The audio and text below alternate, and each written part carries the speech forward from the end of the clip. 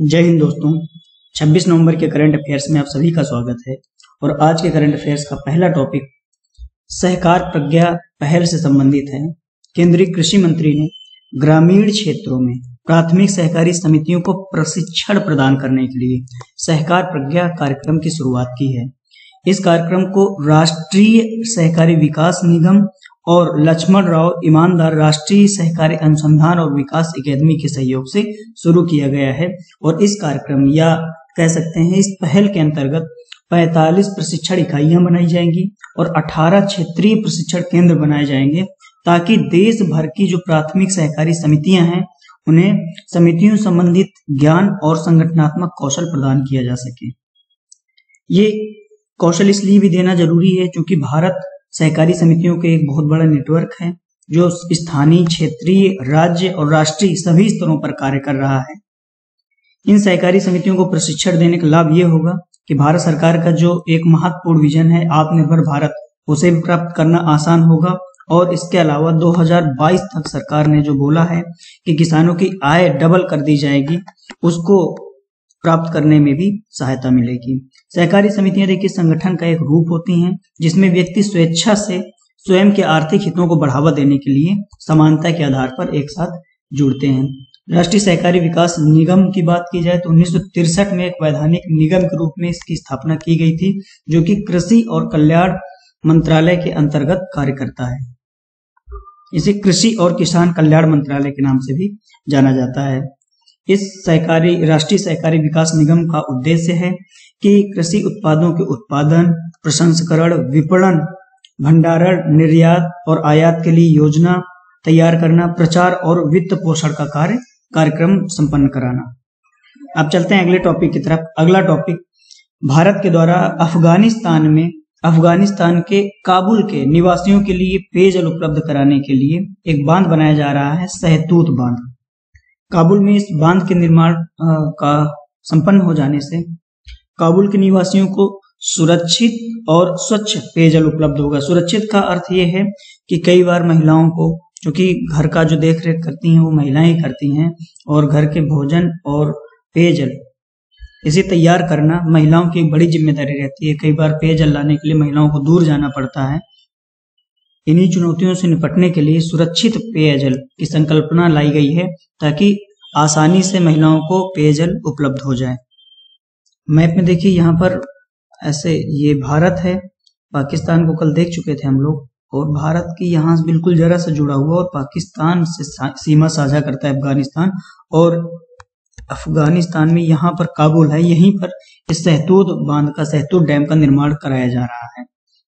इसके अतिरिक्त भारत और अफगानिस्तान मिलकर के अफगानिस्तान में विकास की गतिविधियों को संचालित कर रहे हैं, क्योंकि अफगानिस्तान स्वयं में इतना ज्यादा समर्थ नहीं है कि अपने निवासियों को वो सामाजिक और आर्थिक स्थितियां, सुरक्षित सामाजिक और आर्थिक स्थितियां प्रदान कर सके। इसलिए इन कार्यक्रमों को, कल्याणकारी कार्यक्रमों को संचालित करने के लिए भारत अफगानिस्तान की मदद कर रहा है। और मदद की इस दिशा में महामारी के दौरान भी चाबहार बंदरगाह से 75,000 टन गेहूं अफगानिस्तान में भिजवाया गया था। भारत उच्च प्रभाव सामुदायिक विकास परियोजनाओं के चौथे चरण को भी अफगानिस्तान में शुरू कर रहा है। और अफगानिस्तान को विकसित करने की दिशा में 2009 में एक परियोजना शुरू की गई थी अफगानिस्तान में, अफगानिस्तान को बिजली देने के लिए, फूल एक खुमरी ट्रांसमिशन लाइन। तो इसे याद रखिएगा, ये फैक्ट पूछा जा सकता है एग्जाम्स में कि फूल एक खुमरी ट्रांसमिशन लाइन किस देश में और किस देश के द्वारा विकसित की गई है। तो अफगानिस्तान में भारत के द्वारा विकसित की गई है। और दूसरा फैक्ट याद रखिएगा कि अफगानिस्तान में सुरक्षित पेयजल उपलब्ध कराने के लिए भारत के द्वारा सहतूत बांध बनाया जा रहा है काबुल में। अब चलते हैं अगले टॉपिक की तरफ। अगला टॉपिक, उत्तर प्रदेश की सरकार ने जबरन या फिर जबरन शादी के लिए धर्म परिवर्तन पर रोक लगाने के लिए एक अध्यादेश पारित किया है। और इस अध्यादेश का नाम विधि विरुद्ध धर्म संपरिवर्तन प्रतिषेध अध्यादेश 2020 के नाम से जाना जा रहा है। और इस अध्यादेश के अंतर्गत शादी के लिए गैर कानूनी धार्मिक रूपांतरण पर प्रतिबंध लगाया गया है। यदि कोई भी पुरुष किसी महिला को केवल शादी के लिए या फिर उसको जबरन उसका व्यापार करने के उद्देश्य से धर्म परिवर्तन कराता है और ये सिद्ध हो जाता है तो आरोपी को 1 से 5 साल तक की कैद हो सकती है और 15,000 रुपए तक का आर्थिक जुर्माना आरोपी व्यक्ति के ऊपर लगाया जा सकता है।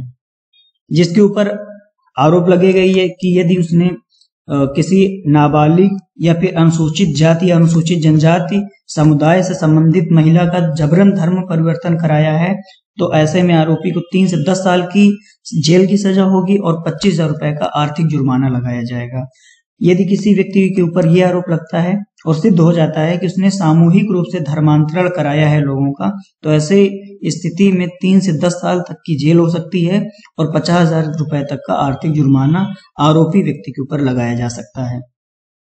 ये अब उत्तर प्रदेश में इस अध्यादेश के पारित हो जाने के बाद यदि कोई भी युगल धार्मिक रूपांतरण के बाद शादी करना चाहता है, तो उन्हें शादी से 2 महीने पहले अपने जिले के मजिस्ट्रेट से अनुमति लेनी होगी। अनुमति मिल जाने के बाद ही वो शादी कर सकते हैं। यदि शादी धर्म परिवर्तन कराने के बाद की है और ऐसी स्थिति में मजिस्ट्रेट से अनुमति नहीं ली है, तो फिर विवाह को अमान्य घोषित कर दिया जाएगा। यानी शादी अगर करना है तो 2 महीने पहले आपको मजिस्ट्रेट से अनुमति लेनी होगी। अनुमति मिल जाने के बाद ही आप शादी कर सकते हैं, अन्यथा आपको विवाह अमान्य घोषित कर दिया जाएगा। अगर आप शादी बिना मजिस्ट्रेट की अनुमति के कर लेते हैं, तो ऐसी स्थिति में 3 साल की कैद, विवाह तो अमान्य घोषित ही हो जाएगा और 3 साल की कैद और 10,000 रुपए तक का जुर्माना लगाया जा सकता है आपके ऊपर। ये देखिए स्थितियां कब हैं? ये स्थितियां तब हैं जब किसी के द्वारा किसी महिला का धर्मांतरण कराया गया और वह शादी के लिए हो या फिर उसको खरीदने बेचने के लिए हो, और ये आरोप कि जबरन शादी के लिए धर्म परिवर्तन कराया गया या फिर उसको धोखे से धर्म परिवर्तन कराया गया या फिर उसके व्यापार के लिए महिला से जबरन कोई काम कराने के लिए धर्म परिवर्तन कराया गया, अगर ये आरोप सिद्ध हो जाते हैं तभी आपको ये सजाएं होंगी। अगर कोई व्यक्ति स्वेच्छा से अपना धर्म परिवर्तन करना चाहता है या कर रहा है, तो फिर इस मामले में उसे कोई सजा नहीं दी जाएगी। उत्तर प्रदेश में ये अध्यादेश बल, छल और अनुचित दबाव के माध्यम से विवाह को गैर कानूनी बनाने के लिए पारित किया गया है और ऐसे मामले को गैर जमानती अपराध के रूप में घोषित कर दिया गया है। यानी कि अगर आपने किसी को बल से, धोखे से, छल से और अनुचित दबाव डाल करके विवाह के लिए आपने धर्म परिवर्तन कराया है, तो ऐसा अपराध सिद्ध हो जाने पर वो गैर जमानती अपराध की श्रेणी में आएगा और आपको गैर जमानती अपराध करने के लिए सजा दी जाएगी। अब चलते हैं अगले टॉपिक की तरफ। अगला टॉपिक RE इन्वेस्ट 2020 से संबंधित है, यानी कि रिन्यूएबल एनर्जी इन्वेस्ट 2020। इस global renewable energy investment meeting and expo RE invest 2020 की तीसरी बैठक का उद्घाटन मोदी जी के द्वारा किया गया है और यह 3 दिवसीय कार्यक्रम नवीन और नवीकरणीय ऊर्जा मंत्रालय के द्वारा आयोजित किया जाएगा। इस वर्ष के यानी 2020 के RE इन्वेस्ट का विषय innovation for sustainable energy transition है। चूंकि सस्टेनेबल डेवलपमेंट गोल का गोल नंबर 7, लक्ष्य नंबर 7 कहता है सभी के लिए सतत और स्वच्छ ऊर्जा उपलब्ध होनी चाहिए। इन्हीं लक्ष्यों को प्राप्त करने के लिए विश्व के सभी देश अपने अपने स्तर पर प्रयास कर रहे हैं और भारत भी प्रयास कर रहा है। उन्हीं प्रयासों की दिशा में ये RE इन्वेस्ट 2020 किया गया है ताकि भारत में अक्षय ऊर्जा के विकास और तैनाती को बढ़ाने के तरीकों पर ध्यान केंद्रित किया जाए और वैश्विक स्तर के जो इन्वेस्टर हैं, जो निवेशक हैं, उन्हें भारत में कैसे लाया जाए उस पर चर्चा की जाएगी इस RE इन्वेस्ट 2020 के अंतर्गत। अब नवीन और नवीकरणीय ऊर्जा मंत्रालय को देख लेते हैं। Ministry of new and renewable energy, यह नई और नवीकरणीय ऊर्जा संबंधित सभी मामलों के लिए मुख्य एजेंसी है। नई और नवीकरणीय ऊर्जाएं कौन कौन सी होती हैं? जैसे सोलर एनर्जी हो गई, विंड एनर्जी हो गई या फिर भूतापीय ऊर्जा हो गई, उन सभी को नवीकरणीय ऊर्जा के रूप में जानते हैं और इन सभी प्रकार की ऊर्जाओं के लिए मुख्य एजेंसी के रूप में कार्य करता है नवीन और नवीकरणीय ऊर्जा मंत्रालय। इस मंत्रालय का उद्देश्य भारत की ऊर्जा आवश्यकताओं के लिए नई और नवीकरणीय ऊर्जा का और ऊर्जा तकनीकी का विकास करना है। वर्तमान में नवीन और नवीकरणीय ऊर्जा मंत्रालय आनंद कुमार के नेतृत्व में कार्य कर रहा है। अब चलते हैं अगले टॉपिक की तरफ। अगला टॉपिक राष्ट्रीय विज्ञान फिल्म महोत्सव से संबंधित है। पहले ये मार्च में होने वाला था, लेकिन जान रहे हैं कि कोविड आ गया। कोविड के कारण सभी कार्यक्रम स्थगित कर दिए गए और राष्ट्रीय विज्ञान फिल्म महोत्सव भी स्थगित कर दिया गया था। वर्तमान में 24 नवंबर से लेकर 27 नवंबर यानी 4 दिन तक इसका आयोजन वर्चुअली किया जाएगा। कोरोना कारण सभी कार्यक्रम, सभी महोत्सव, सभी उद्घाटन वर्चुअली ही किए जा रहे हैं, तो इस राष्ट्रीय विज्ञान फिल्म महोत्सव का भी आयोजन वर्चुअली किया जाएगा और इस आयोजन में 115 फिल्मों को प्रदर्शित किया जाएगा। इसका आयोजन कौन कौन कर रहा है? इसका आयोजन Tripura state council of science and technology और विज्ञान प्रसार मिलकर कर रहे हैं। विज्ञान प्रसार विज्ञान और प्रौद्योगिकी विभाग के अंतर्गत एक स्वायत्त एजेंसी के रूप में कार्य कर रही, वो और त्रिपुरा की state council of science and technology दोनों मिलकर के राष्ट्रीय विज्ञान और फिल्म महोत्सव का 10वां संस्करण आयोजित कर रहे हैं वर्चुअली तरीके से। अब चलते हैं अगले टॉपिक की तरफ। अगला टॉपिक संविधान दिवस के बारे में है। संविधान दिवस हर वर्ष 26 नवंबर को मनाया जा रहा है। कब से मनाया जा रहा है याद रखिएगा, 2015 से। ये इंपॉर्टेंट फैक्ट है कि 2015 से 26 नवंबर को प्रत्येक वर्ष संविधान दिवस या विधि दिवस के रूप में मनाया जा रहा है और ये दिन भारत के संविधान को अपनाने की सालगिरह के रूप में मनाया जाता है, क्योंकि 26 नवंबर 1949 को भारत संविधान अपनाया गया था और 26 जनवरी 1950 से लागू हुआ था। ये भारत के संविधान के बारे में जागरूकता लाने के लिए और भारत के पहले कानून मंत्री डॉक्टर बी.आर. अम्बेडकर को श्रद्धांजलि देने के लिए मनाया जाता है।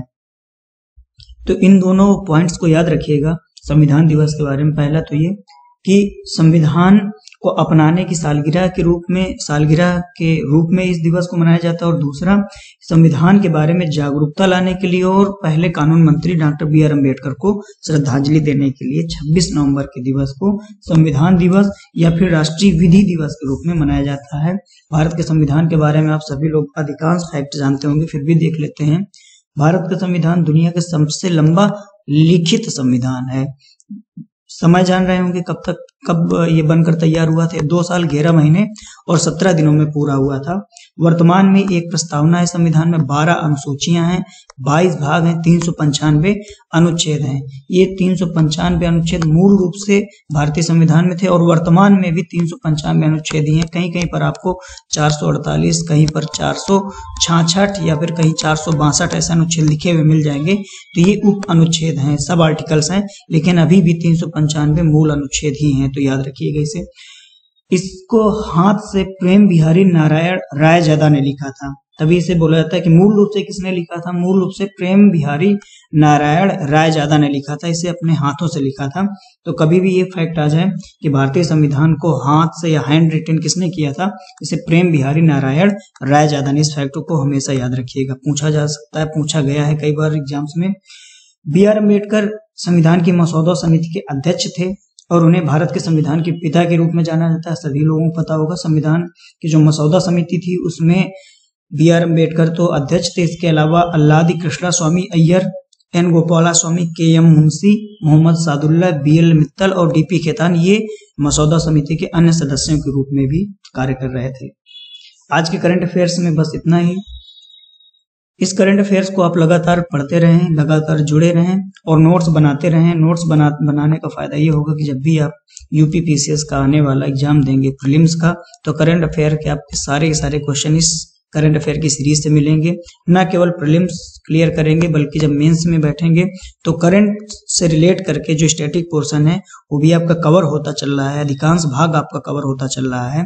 तो आपको मेंस में भी काफी ज्यादा सहायता मिलेगी इस करंट अफेयर की सीरीज से।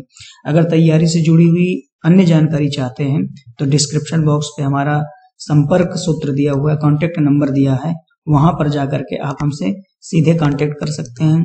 यूपीपीसीएस की टेस्ट सीरीज आप देना चाहते हैं, टेस्ट सीरीज हमारे पोर्टल पर उपलब्ध हो गई है, वहां पर जाकर के डेमो ले सकते हैं और उसे परचेज कर सकते हैं।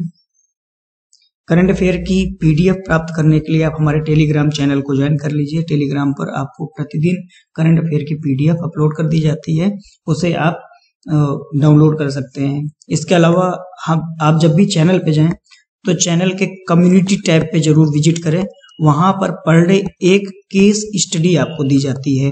केस स्टडी देने का अर्थ ये है कि हिंदी माध्यम में देखिए चौथे पेपर के लिए बहुत कम कंटेंट है, पहली बात।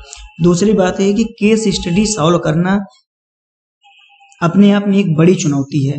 तो केस स्टडी के प्रति आपका माइंड सेट हो सके और केस स्टडी कैसे पूछता है, उसका उत्तर कैसे होता है। कई बार हम उन विकल्पों की तरफ चले जाते हैं जो हमें सही तो लगते हैं लेकिन वो सही होते नहीं है। चूंकि इथिक्स चौथा पेपर है और चौथे पेपर में आपसे उम्मीद की जाती है आप ऐसे विकल्पों का चुनाव करें जो एक प्रशासनिक अधिकारी कर सकता है। अब आपको प्रशासनिक अधिकारी बनना है तो इस कारण से आपके इन चौथे पेपर की केस स्टडी वाला पोर्शन मजबूत हो सके, इसके लिए एक लंबे अभ्यास की जरूरत होती है। उसी अभ्यास को और मजबूत किया जा सके इसके लिए प्रतिदिन एक केस स्टडी आपको दी जाती है। उसके विकल्प रहते हैं, आपको विकल्प चुनना रहेगा और नेक्स्ट डे शाम को 7 से 8 बजे के बीच में उसका एक्सप्लेन्ड आंसर भी आपको दे दिया जाता है। लगातार हमारे साथ जुड़े रहें। आज के लिए बस इतना ही, मिलते हैं फिर कल। तब तक के लिए जय हिंद।